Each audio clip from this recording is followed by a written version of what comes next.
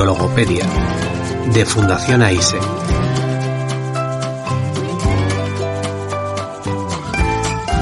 Con Jaime Paniagua.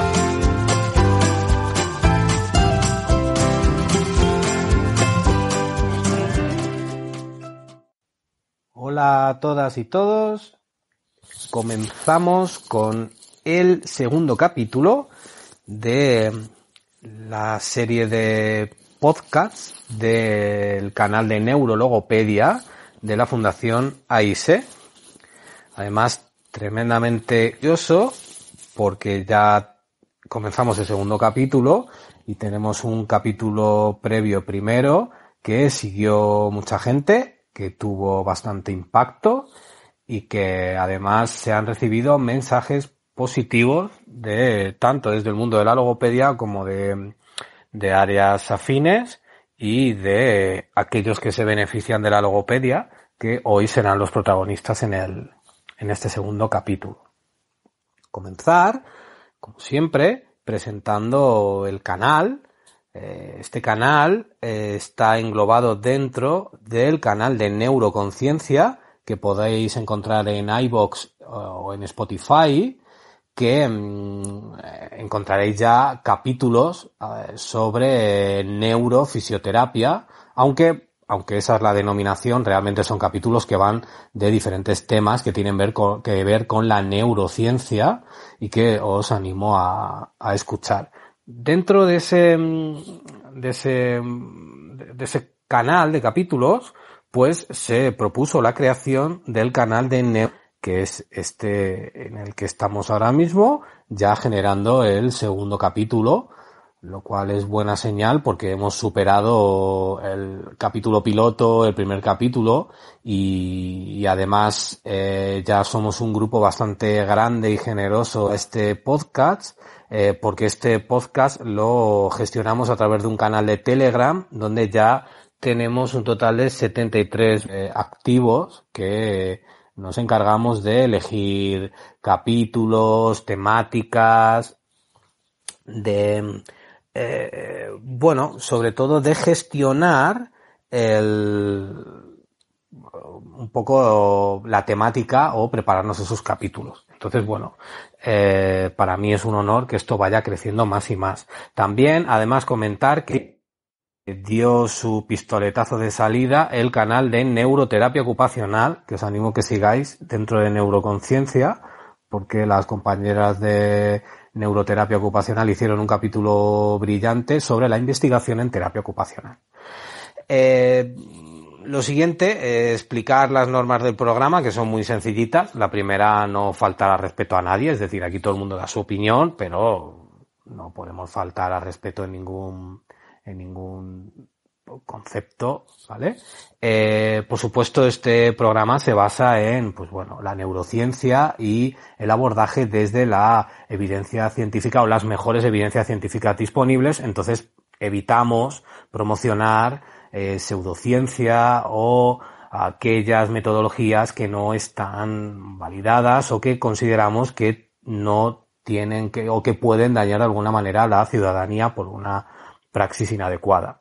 Dentro de eso, además, otra de las normas es no promocionar ningún tipo de metodología. Es decir, todo el mundo puede hablar de la metodología que quiera, pero siempre que haya algún conflicto de intereses, pues hay que decirlo. Y desde luego este canal no sirve para vender ningún tipo de metodología ni nada.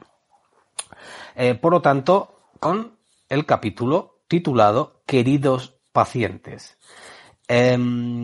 Comenzar con la justificación de este programa, y es que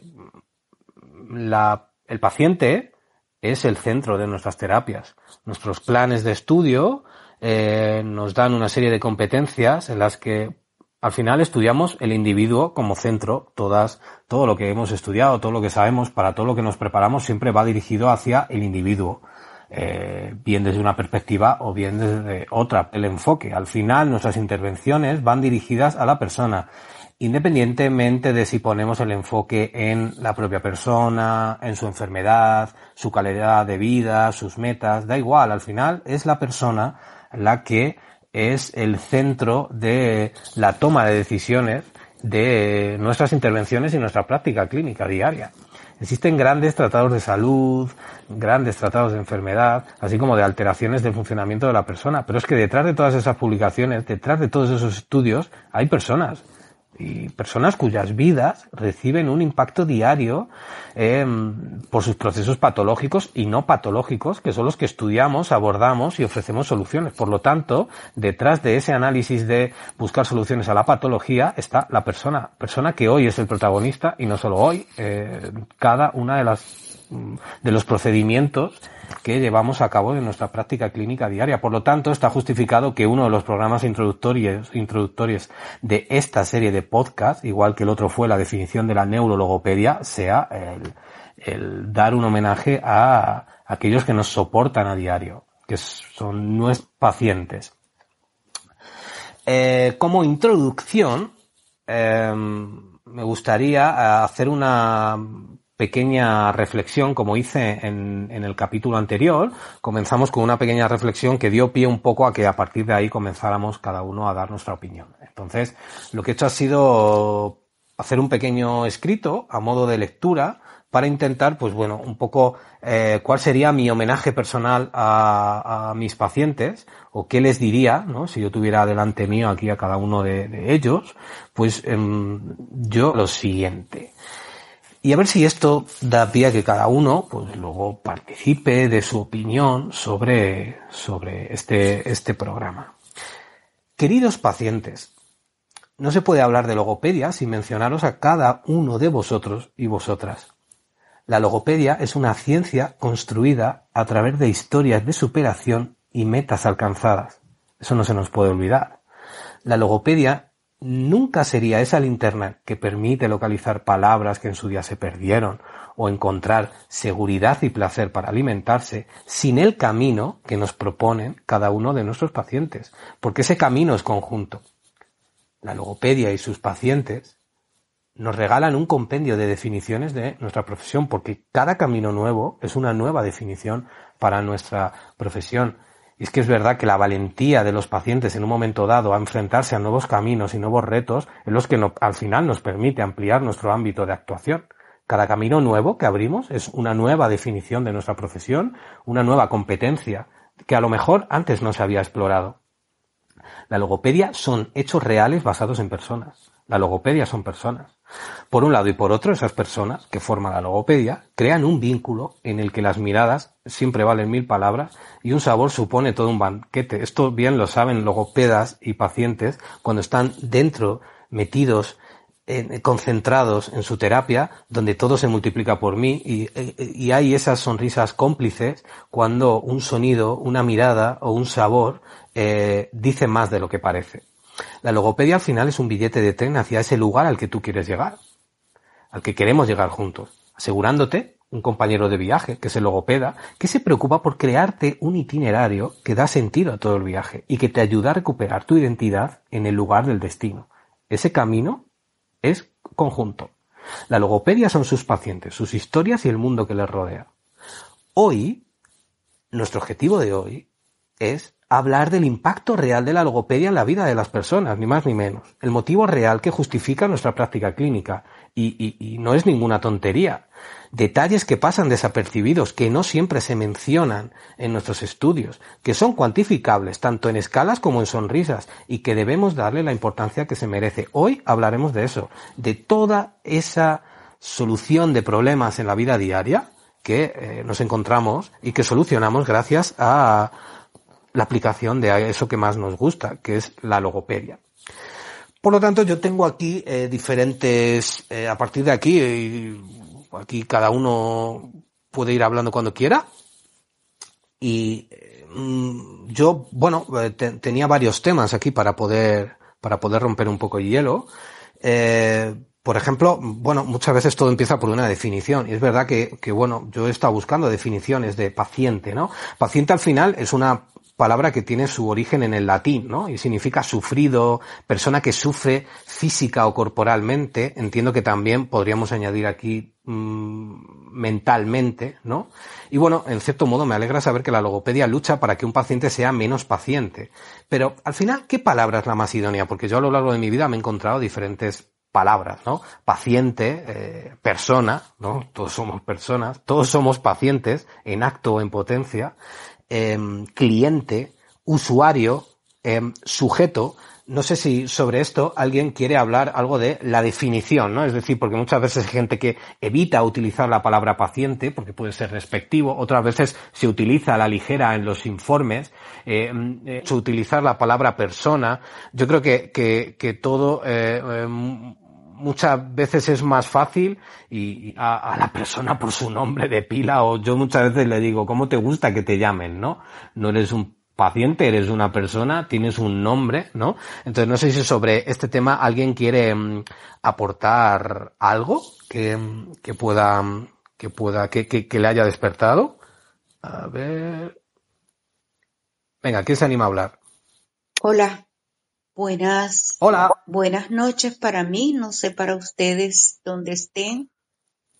Buenas Aquí tardes. yo estoy en Madrid y ya es de noche también. Si te También sirve de consuelo. Sí, yo estoy en Portugal, me llevas 1 hora. Me parece interesantísimo, me pareció muy interesante cuando vi el título, Queridos pacientes. Y te voy a decir algo, Jaime. Normalmente en mi país, yo soy venezolana, normalmente allí los médicos sí llaman paciente a la persona que están atendiendo, pero en el vulgo o normalmente se le llama enfermos. Yo estoy en Portugal y soy paciente oncológico, y cuando yo descubrí o escuché por primera vez esa frase, paciente oncológico y no enfermo de cáncer, me fue muy afín, y la uso apropiándome de ella, porque tú dabas una definición de paciente y sí, exactamente, un paciente es una persona que si está quebrantada su salud, pues está sufriendo, y de acuerdo al quebranto que esté viviendo, pues es más o menor el sufrimiento, pero igual hay un sufrimiento porque hay una pérdida, y es la pérdida de la salud.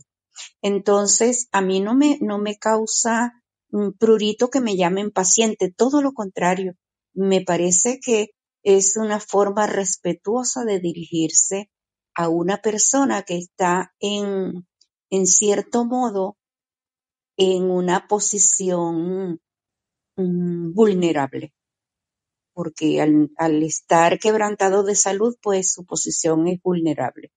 Entonces, ¿cómo me ayuda la neurociencia, la neurologopedia a mi paciente oncológico?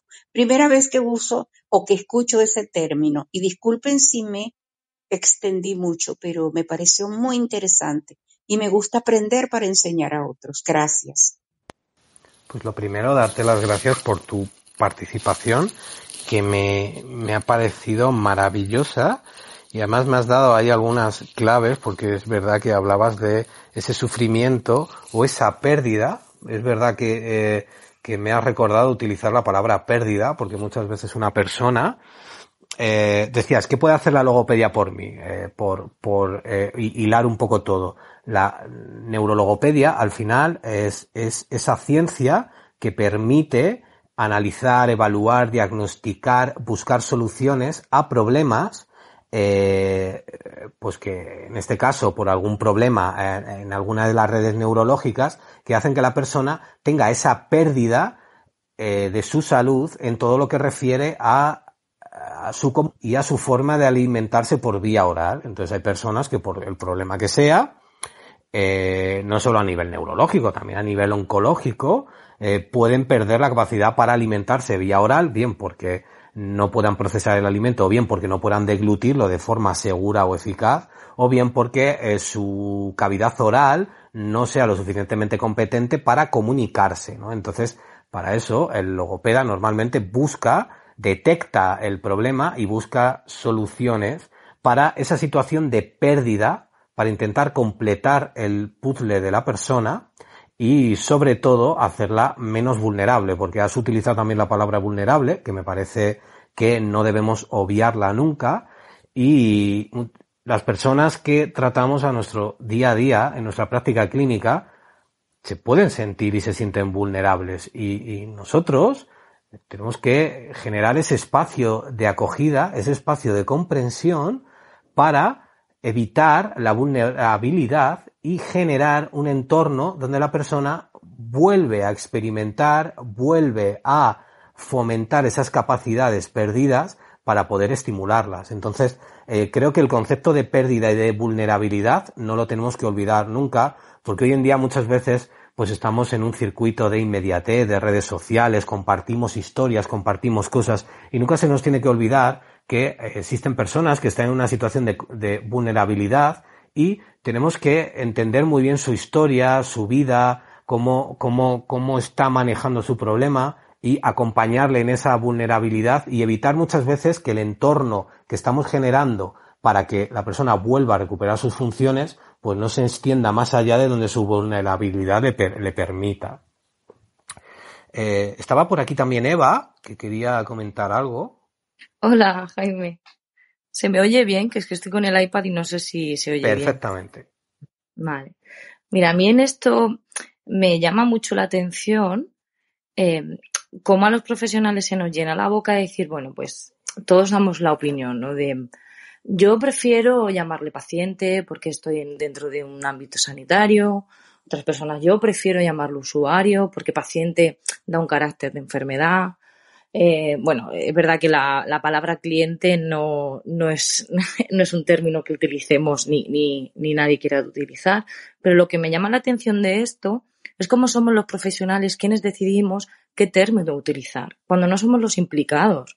Realmente somos la persona que, bueno, que lo vamos a denominar o no, pero quien se siente paciente o quien se siente usuario son ellos. Entonces, no entiendo por qué perdemos de vista la opinión del paciente cuando además estamos luchando por eso. Nosotros como logopedas trabajamos la comunicación precisamente para que ellos puedan expresar qué tienen dentro y cómo, de manera contraria, somos nosotros quienes decidimos qué término usar. Yo es algo que a mí me ha llamado la atención y precisamente cuando tú sacaste el tema en el grupo, pues hoy he dicho, mira, pues voy a preguntarle a todos mis pacientes. Yo soy de las que usa paciente, ¿vale?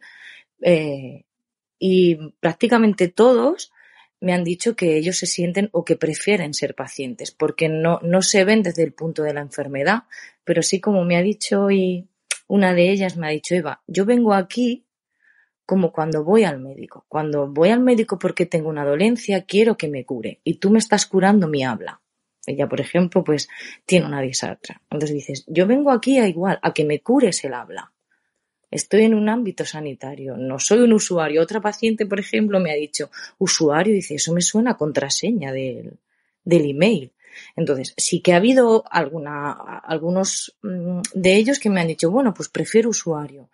Pero lo que me llama más la atención de todo esto es lo poco por lo menos, cuando me surge a mí en mi entorno este tema, lo poco que tenemos en cuenta realmente a la persona que sufre daño cerebral, en este caso, lo poco que tenemos en cuenta su opinión.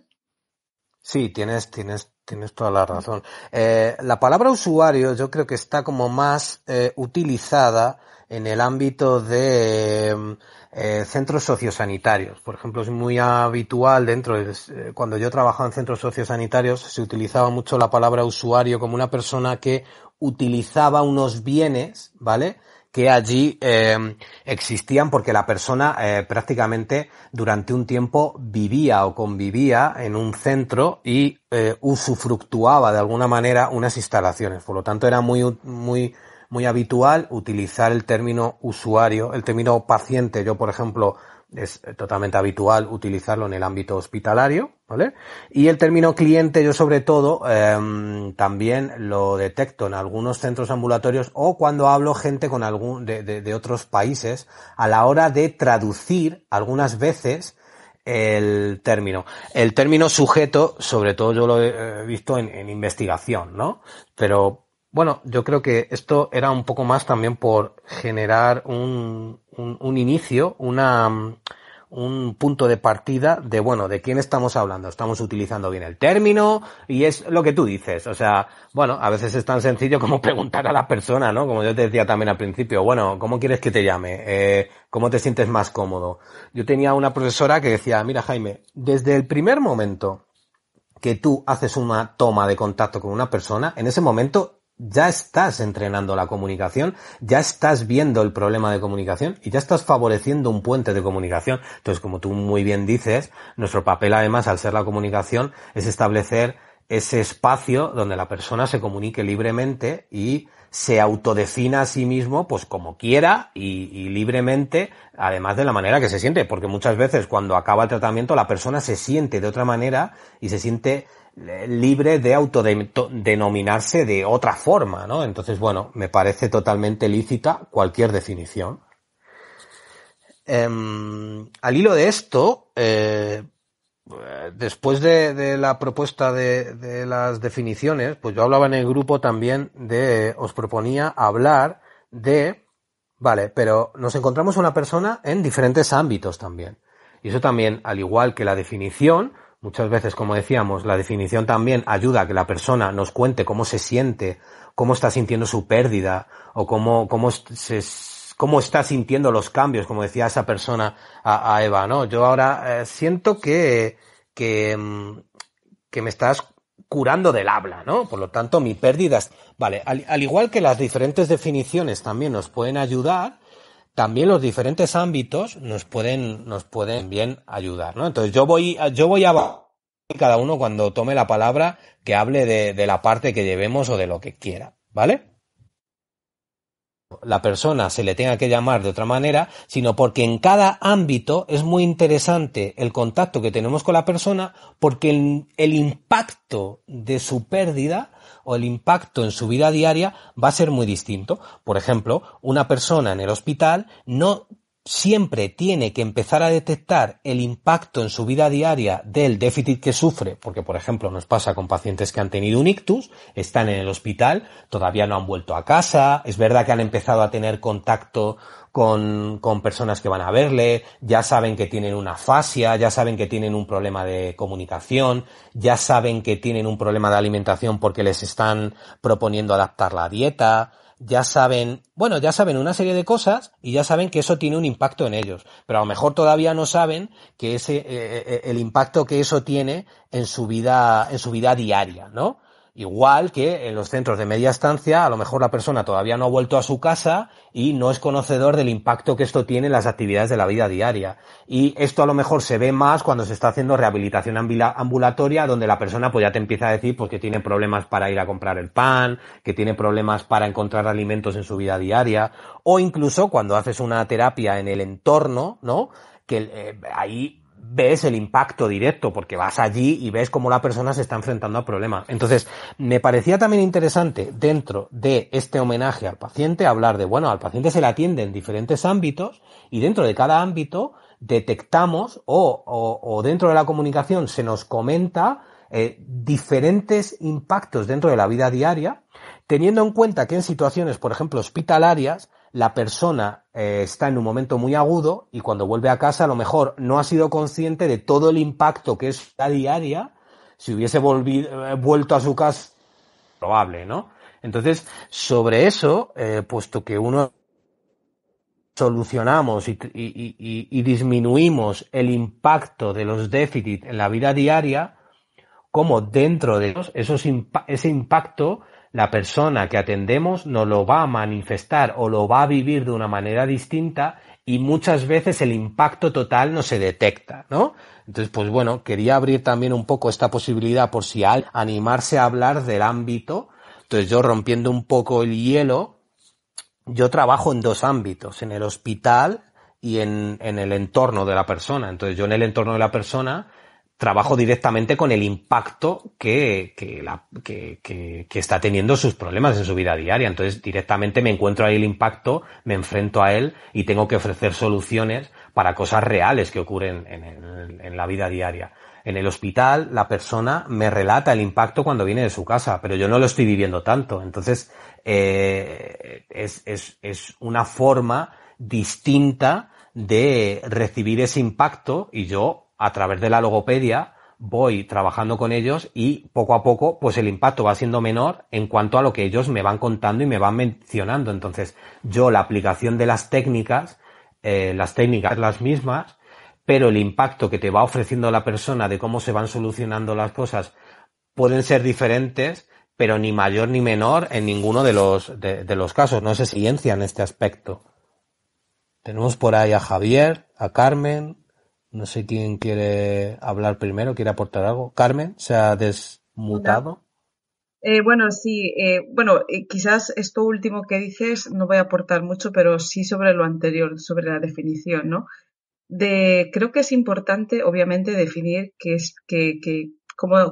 significa para nosotros, ¿no? La compañera ha dicho muy bien qué significa también para ellos, pero yo creo que las personas con las que nos encontramos en nuestro trabajo, creo que se van a sentir de una manera u otra en función del feedback de la relación que establecemos con ellos.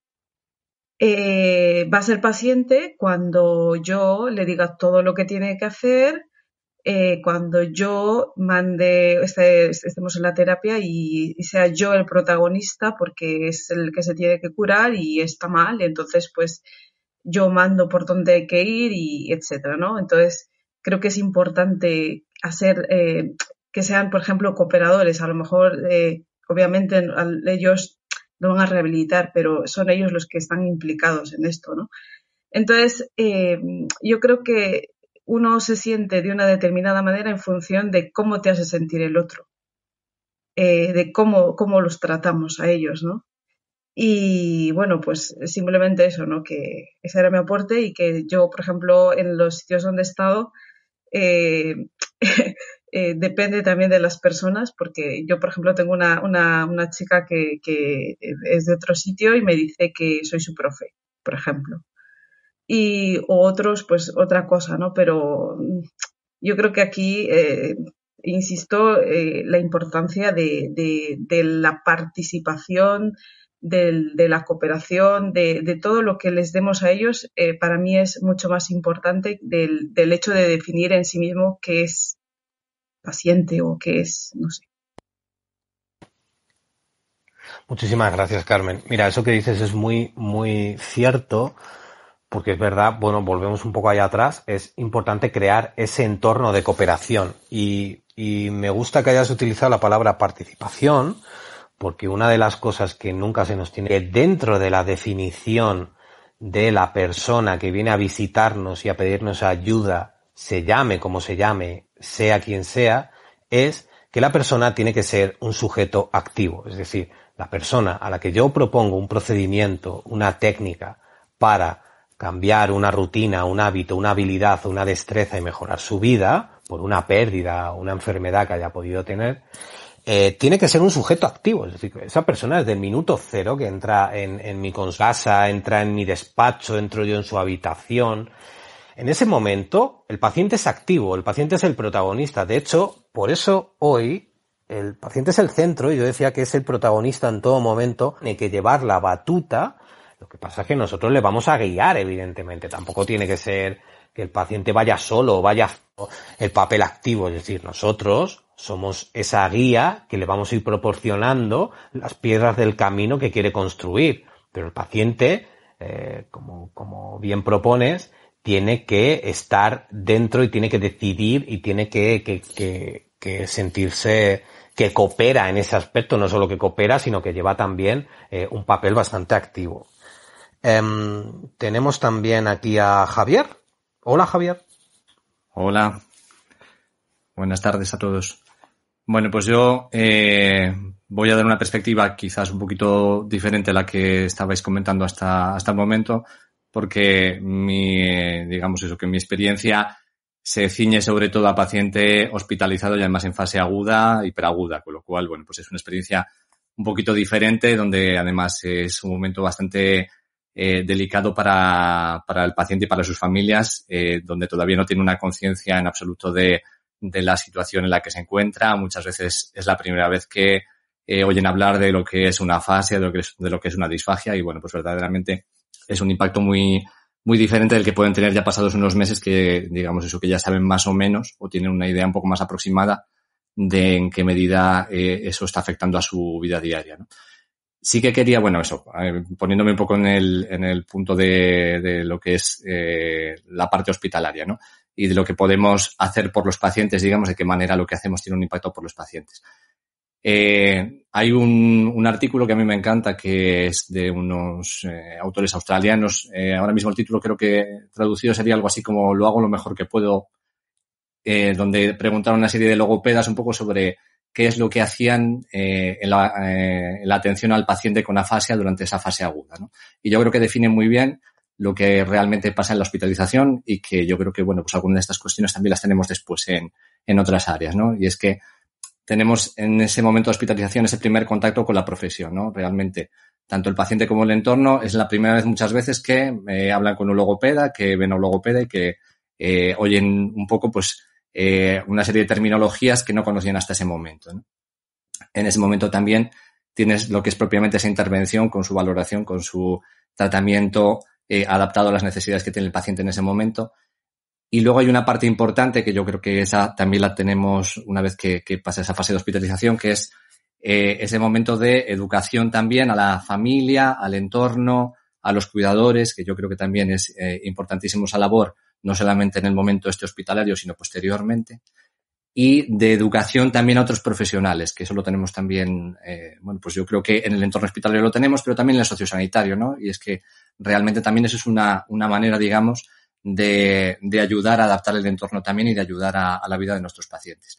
Y hay una última parte que yo creo que también es muy importante y que aparece también reseñada de este artículo, y es que tenemos una labor, los logopedas también, no solamente con los pacientes a los que atendemos directamente, sino que de alguna manera también somos, pues en algunos sentidos, los intermediadores entre las personas que tienen las dificultades en la comunicación y en la devolución y otras organizaciones, ¿no? Yo lo veo en el hospital clarísimamente. Hay actuaciones que podemos hacer allí que no son específicamente para un paciente en concreto, y que de hecho hay veces que ni siquiera el paciente lo llegamos a ver nunca, ¿no? Pero que verdaderamente, si yo trabajo para una mejor adaptación de las dietas, o trabajo para conseguir que haya bueno, pues una estructura a la comunicación del paciente cuando se encuentra hospitalizado, eso va a tener una repercusión sobre su vida, independientemente de que yo actúe directamente con el paciente o no. Y bueno, pues yo la verdad que por lo menos, aunque solo sea esa pincelada así a nivel hospitalario, me parece que también es interesante que podamos, bueno, pues tener esa otra perspectiva. Muchas gracias, Javier. Me parece impacto, para mí, esto es un punto de vista, me voy del hospital, yo para nada tengo el mismo tiene Javier, mi participación en el hospital es muy escueta, casi te vas de ahí, ojo, aquí hay un impacto doble, que como intentando buscar la idea que tengo yo en la cabeza. Por un lado, aquí de pronto entra una persona, y es lo que dice Javier, el día de mañana una persona pues sufre una afectación como puede ser un ictus o otro tipo de afectación severa que le lleva a una afectación aguda, ¿no? Y se encuentra frente a sí a un logopeda. Entonces, tú en tu día a día, pues para ti tendrás una concepción de logopeda, conoces como profesional, a lo mejor no, y de pronto aparece esta persona y viene a enseñarte que tú de pronto te ves que no entiendes, no has hecho un proceso de duelo sobre eso, ¿no? Entonces, en ese momento, el trabajo con la persona, un impacto, y todas las intervenciones que dice Javier tienen un impacto directo en esa persona y en otras muchas. Es decir, trabajas en el hospital, sepan detectar cosas y la persona sea menos vulnerable, educas a su entorno, cambias cosas, ¿no? Pero luego además hay otro, nunca se llega a ver, es decir, esa actividad hace que la persona que está en el hospital o en el centro sociosanitario de media estancia antes de volver a casa, toda esa actividad ha evitado un tremendo impacto. Es decir, hay un impacto invisible que nunca se llega a ver. Que la persona, es evidente que la persona también mejora por su situación espontánea, por su estabilidad clínica, pero se hace un trabajo muy chulo y llega un impacto invisible que nunca se ve. ¿Por qué hablo yo de este impacto invisible? Porque este impacto invisible muchas veces facilita que la persona cuando vuelve a casa vuelva con un mayor, aunque vuelva con una serie de déficit, ¿no? Y de restricciones en su vida diaria, vuelve con un mayor nivel de salud y muchas veces no se valoran todas estas acciones que describe Javier porque tienen un valor mayor que no vemos, que disminuyen un impacto que la persona con una peor situación. Es decir, si no estuviéramos formando a un paciente, si no estuviéramos cambiando dieta,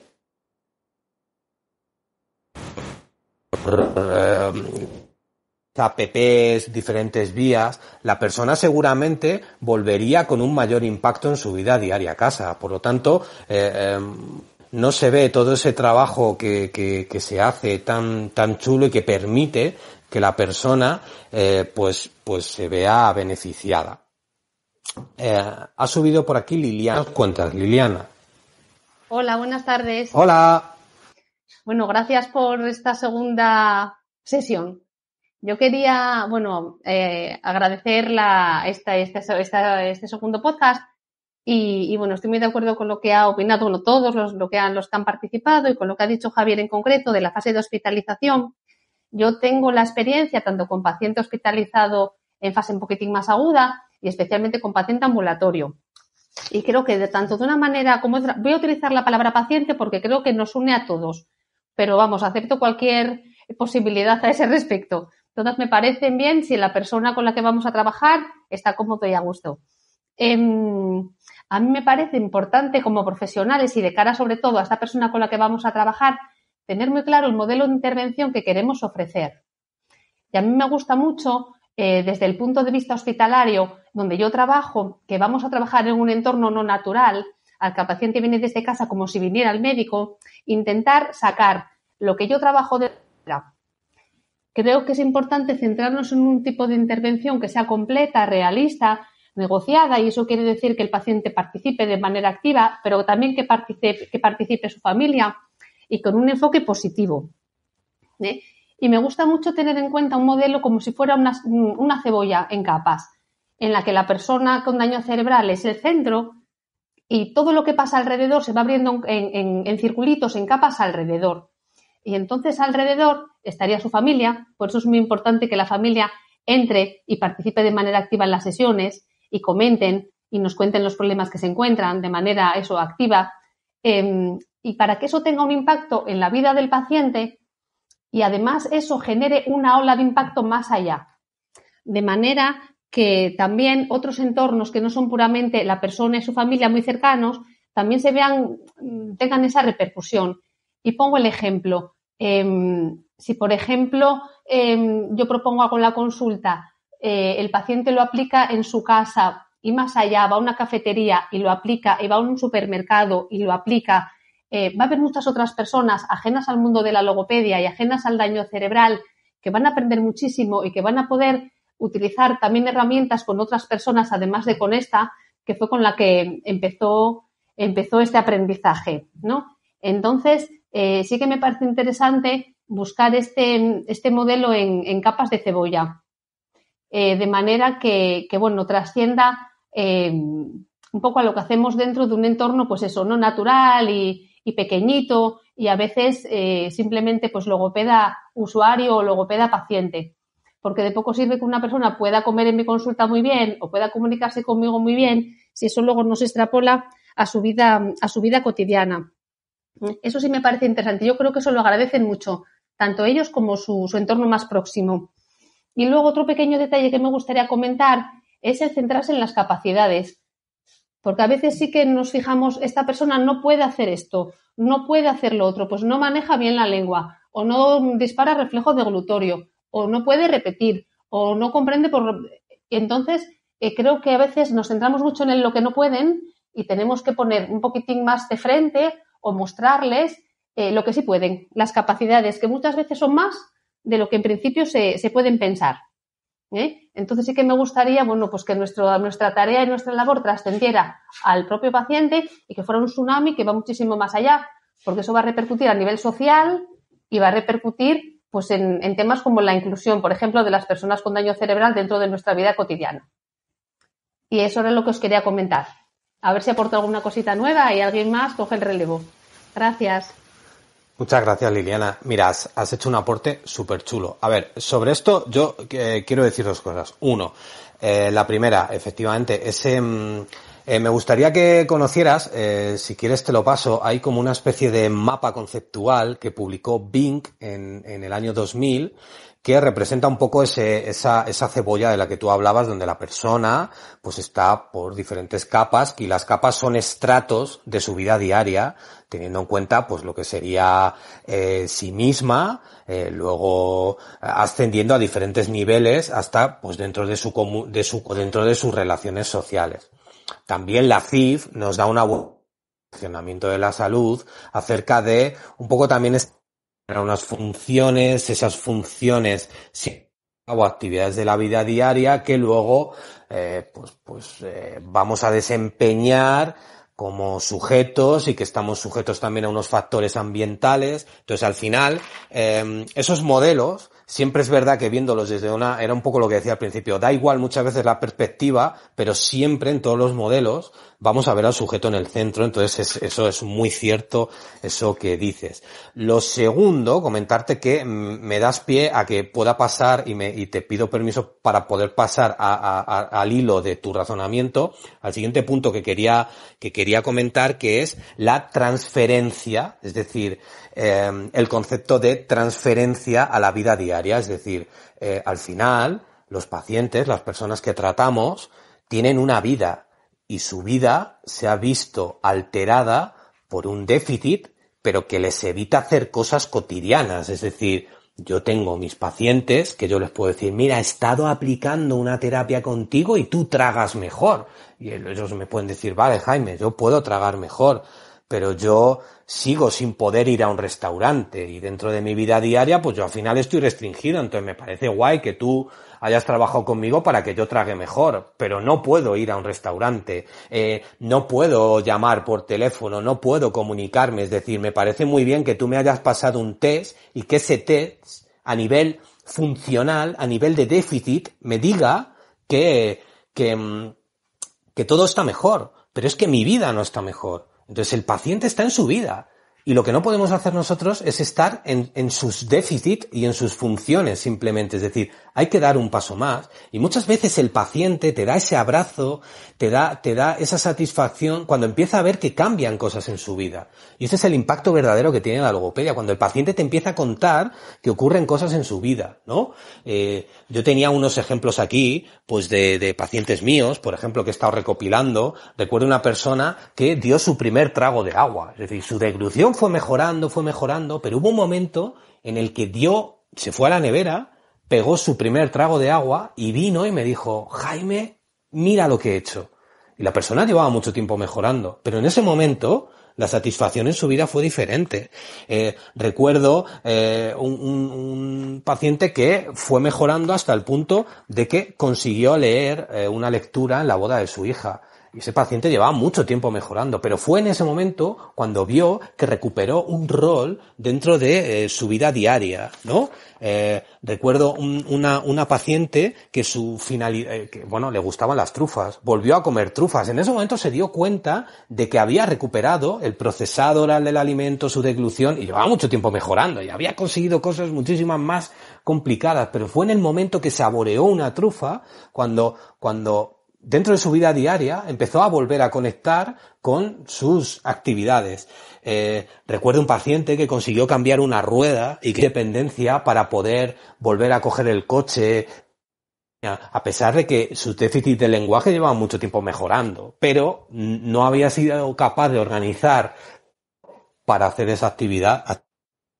Recuerdo un paciente que estaba quejado por un síndrome de enclaustramiento, mejorando mucho, pero el día que conseguimos utilizar un comunicador, ese día, toda la noche hablando y comunicándose cosas, y al día siguiente su hija me decía que había sido la noche más maravillosa en 2 años, a pesar de que este señor en 2 años, de prácticamente estar en una situación clínicamente muy complicada, había mejorado tanto que incluso llegaba a tragar, pero fue ese momento en el que su vida diaria les conquistó de nuevo porque se podían comunicar. Entonces, es muy importante que tengamos en cuenta la transferencia. La transferencia, o conocida, por ejemplo, en algunas metodologías se le llama pues como paquete de transferencias, ese conjunto de técnicas, es decir, no podemos olvidar dentro de las técnicas logopédicas que utilizamos para mejorar el déficit,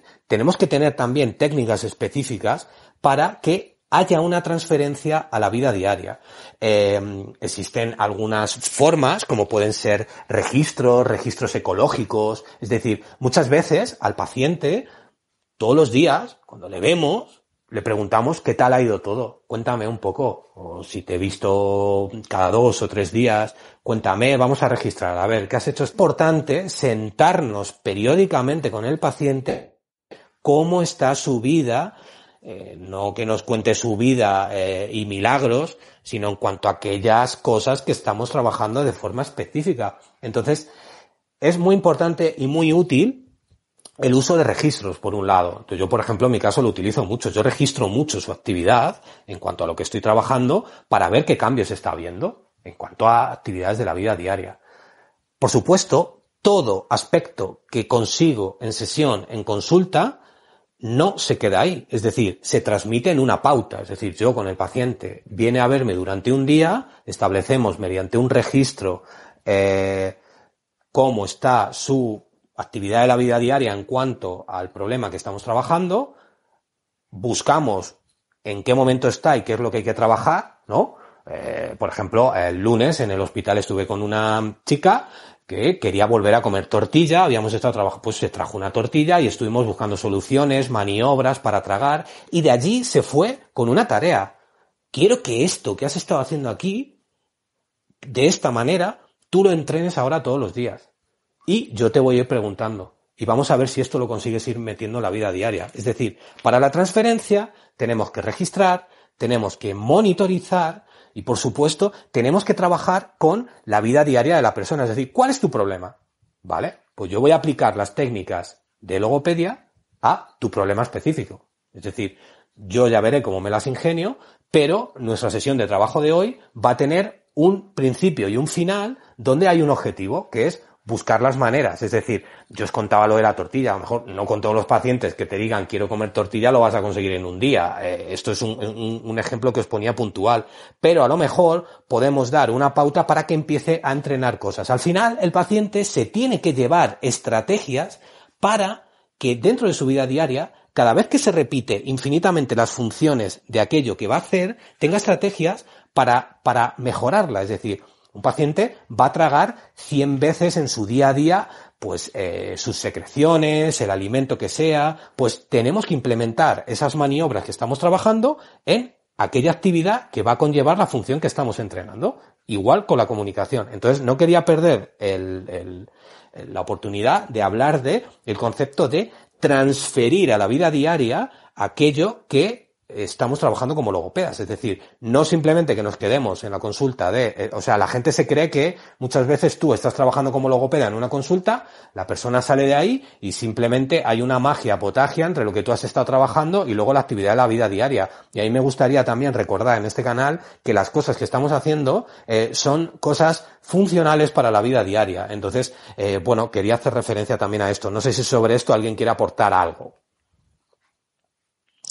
Bueno, a mí es que me parece básico, o sea, el concepto de transferencia tiene que estar presente en cualquier tipo de actividad o objetivo, tanto en logopedia como en cualquier otra disciplina. Por ejemplo, es algo que han tenido siempre de la mano, por ejemplo, mis compañeros, ¿no?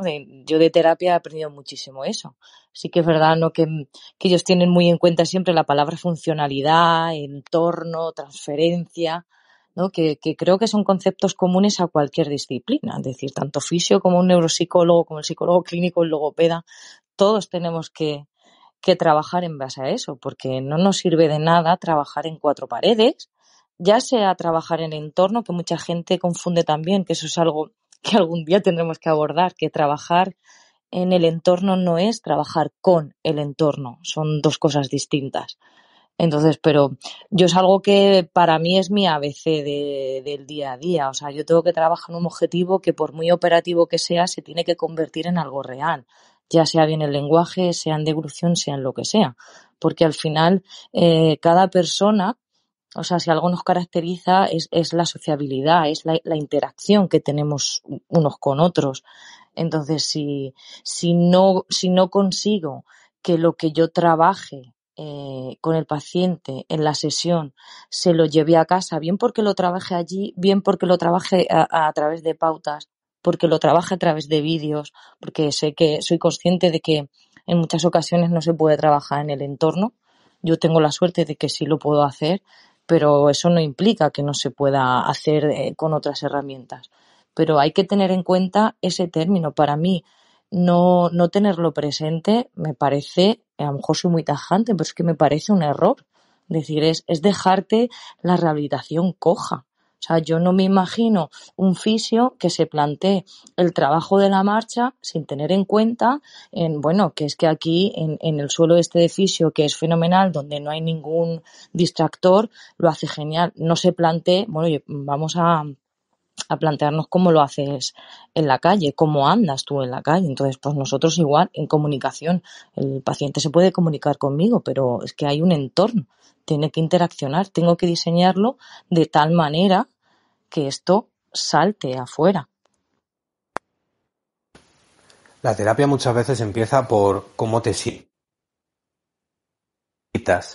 ¿Qué necesitas? ¿En qué ha cambiado tu vida? ¿Qué notas tú que no puedes hacer ahora?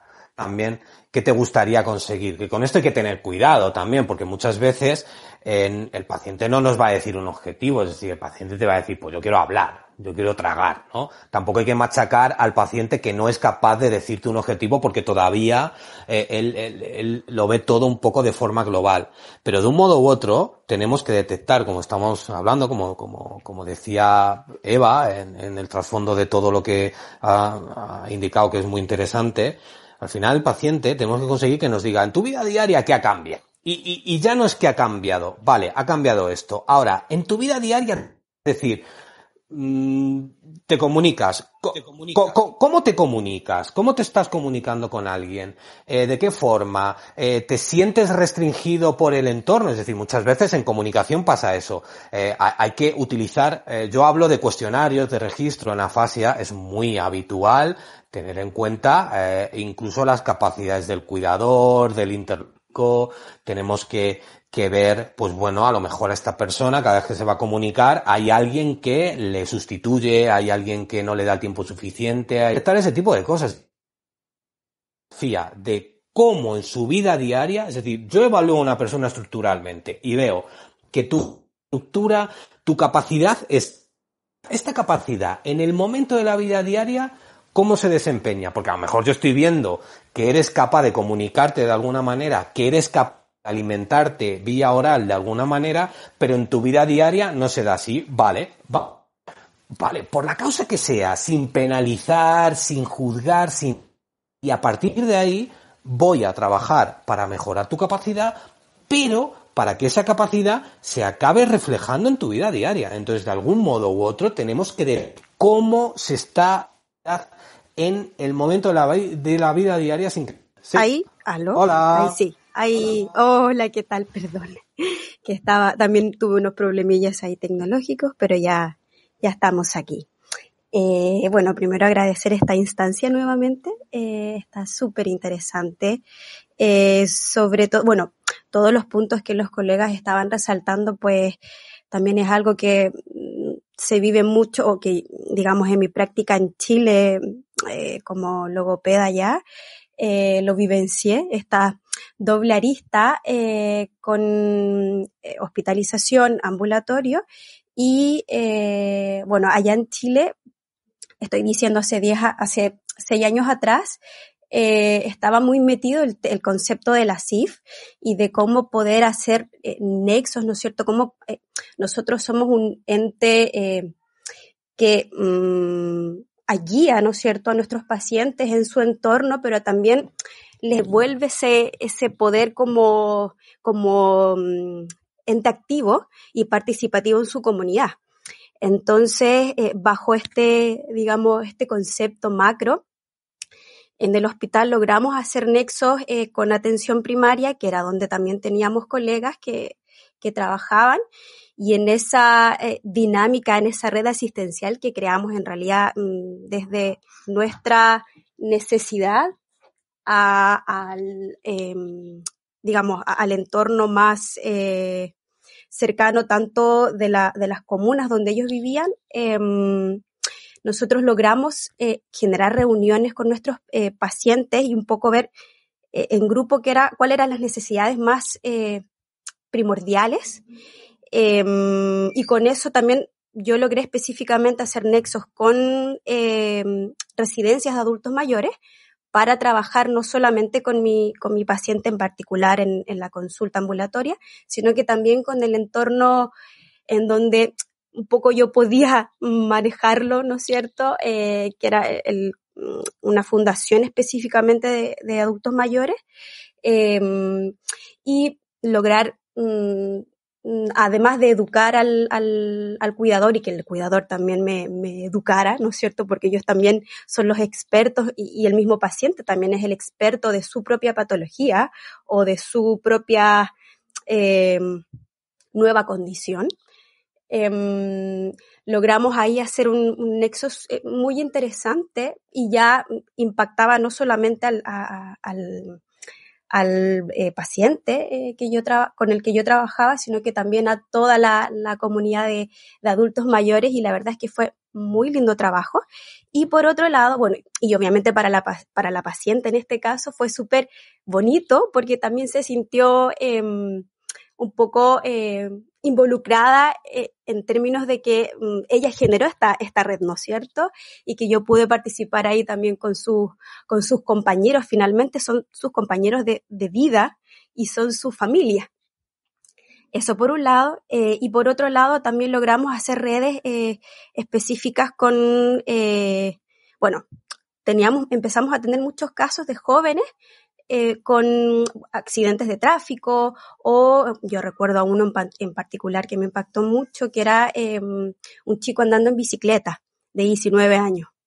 Y me acuerdo que con él ahí, entre todo el equipo transdisciplinario, estuvimos trabajando muchísimo, y para él lo más significativo era lograr cantar una canción que a él le gustaba muchísimo, un grupo chileno, y claro, coincidió que yo también canto, así que logramos ahí unir un poco desde la música, desde cantante a cantante, hacer un trabajo muy, muy bonito, digamos más allá de la terapia como más rígida, ¿no?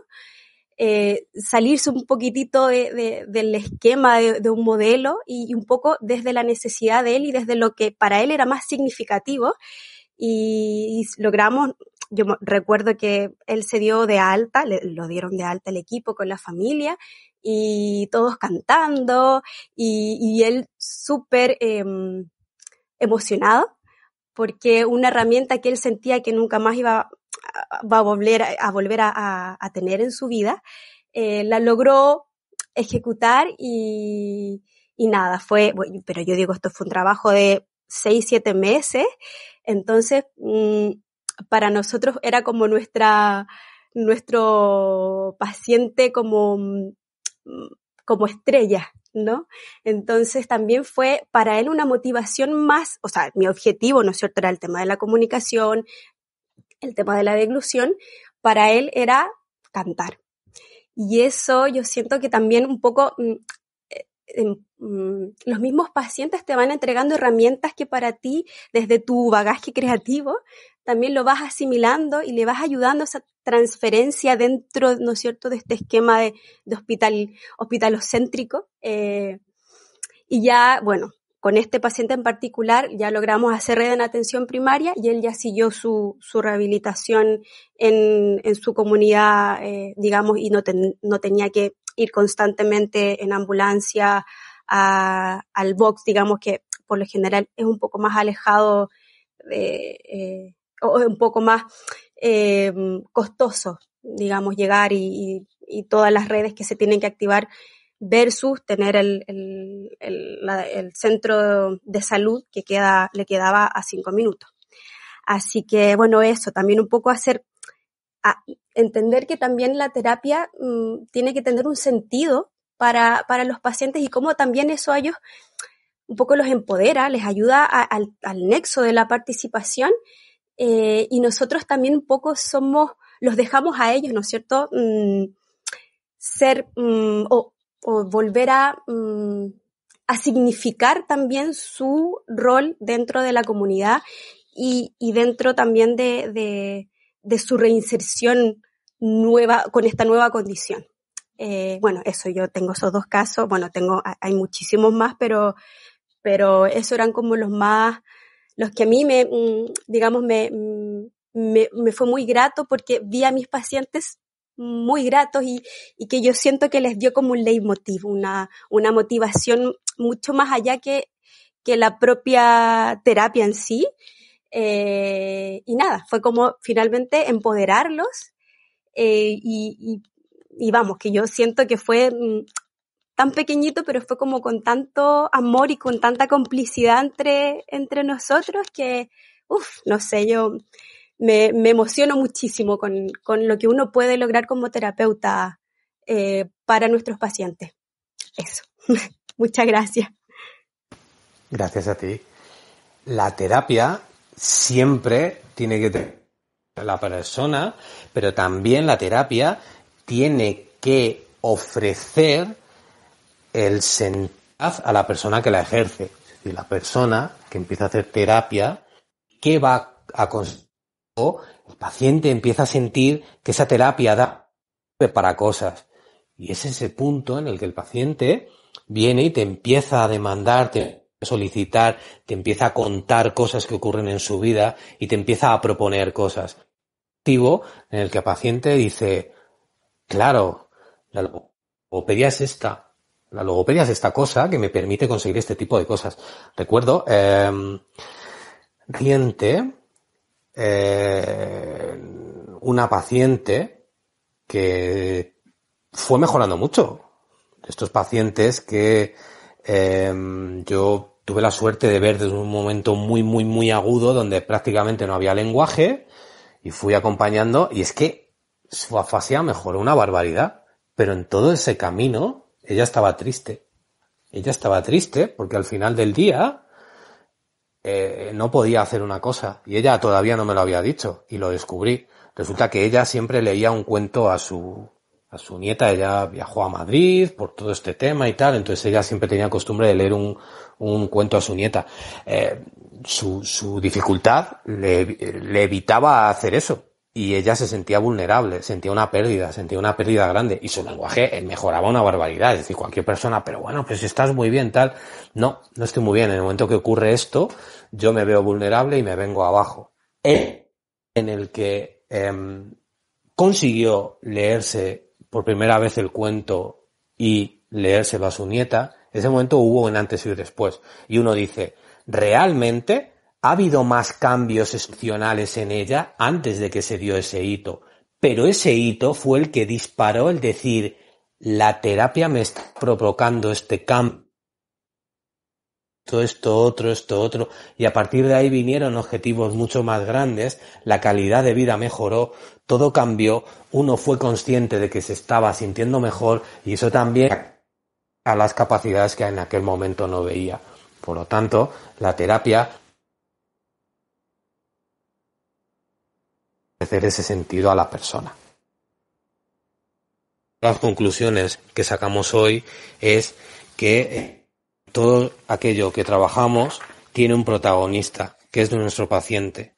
y desde luego tiene un centro y tiene un objetivo que es su vida. Por lo tanto, nuestras terapias no son procedimientos para conseguir cambios a nivel de déficit o cambios estructurales. Es decir, son procedimientos que en su conjunto facilitan la vida de la persona y hacen que las enfermedades o las situaciones tengan un menor impacto en su vida diaria, en su calidad de vida y en la recuperación de un rol significativo como personas. Entonces, al final, nuestra aplicación de la logopedia en sí misma, decíamos que son personas que no son hechos reales, son cada una de los procedimientos que hacemos tienen un impacto en la participación. Procedimientos que bien podemos aplicar en la persona directamente o procedimientos que podemos aplicar de manera indirecta y que nunca tenemos que dejar de hacer. Es decir, cuando un logopeda, una pedagogía a un cuidador, está impactando en la vida real de sus pacientes. Cuando un logopeda hacer una mejor derivación o evitar comorbilidades, está ayudando e impactando en la vida del paciente. Cuando un logopeda comparte información en redes sociales porque quiere escribir algo, quiere compartir algo que ha aprendido, está haciendo pedagogía y está cambiando la vida de las personas. Al final, cualquier acción, cualquier procedimiento de la logopedia va a ir como un tsunami, como un aleteo de una mariposa, muchísimo más allá y va a generar un cambio en la vida de las personas. Entonces esta sería mi conclusión final que yo quería aportar a raíz de lo que he estado escuchando. No sé si alguien quiere hacer alguna conclusión final también, hacer algún aporte. O si queréis despedimos directamente el programa porque ya os veo calladitos y yo creo que ya habéis hecho ahí aportes más que suficientes. Entonces hoy dar las gracias a todos los que han estado participando. Dar las gracias a todos los que nos van a escuchar posteriormente por su tiempo. Dar las gracias a los pacientes que nos acompañan y que nos facilitan los aprendizajes, nos enseñan. Dar las gracias a aquellas personas que viven con ellos sus dificultades y nos enseñan cómo podemos aplicar mejor nuestras terapias. Y desde luego dar las gracias a todos aquellos pues que hacen grande nuestra disciplina, compartiendo, haciendo pedagogía, ayudando y haciendo que la logopedia llegue más lejos, porque cuanta más gente la conozca, menos impacto va a tener en la vida diaria los problemas de comunicación y de deglución en las personas que los sufren. Así que muchas gracias a todos, a todas por haber estado aquí y nos veremos en el capítulo 3.